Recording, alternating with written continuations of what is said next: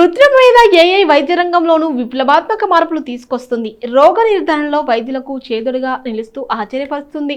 Generative AI రాకతో మరింత విస్తరిస్తుంది. మానసిక సమస్యల డాక్టర్గాను అవతరిస్తుంది. ఇందుకు జీఏఐ ఆధారిత థెరాబైట్ అనే చాట్బాటే నిదర్శనం. దీనిపై నిర్వహించిన తొలి దశ ప్రయోగ పరీక్షలు విజయవంతం కావడం మానసిక చికిత్సలో కొత్త ఆశలు రేపుతుంది.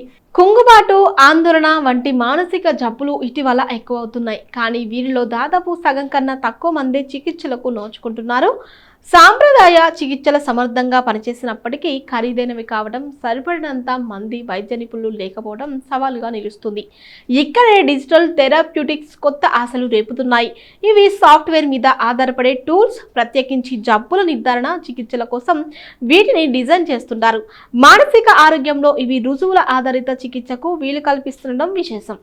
అయినా చాలామంది మధ్యలోనే ఆపేస్తుంటారు. ఫలితాలు కల్పించడానికి ముందే టూల్స్తో ఇంటరాక్షన్ మానేస్తుంటారు. దీనికి ఒక ముఖ్యమైన కారణం ప్రత్యక్ష సంబంధం లేకపోవడం.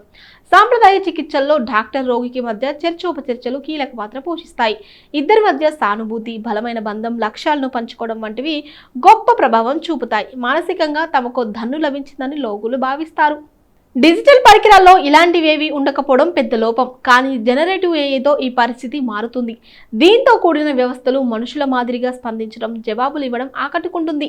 నియమ నిబంధనలతో పనిచేసే మామూలు చాట్బాట్ల మాదిరిగా కాకుండా ఇవి మనుషుల సంభాషణను అనుకరిస్తాయి, తోడున్నామని భరోసా కల్పిస్తాయి. థెరాబైట్ చేస్తున్న పని ఇదే. తేలికగా వాడుకునేలా స్మార్ట్ ఫోన్ యాప్తో యూజర్లు మెసేజ్లను టైప్ చేస్తూ డాక్టర్తో మాట్లాడుతున్నట్టు అనిపించేలా థెరాబైట్ను రూపొందించారు.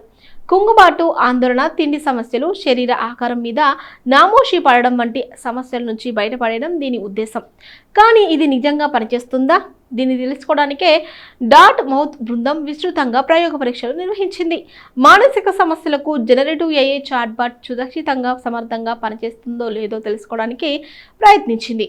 ఒక జీఏఐ థెరపీ చాట్బాట్పై ఇలాంటి ర్యాండమ్ ప్రయోగ పరీక్షలు నిర్వహించడం ఇదే తొలిసారి. మంచి ఫలితాలు వెలువడ్డాయి.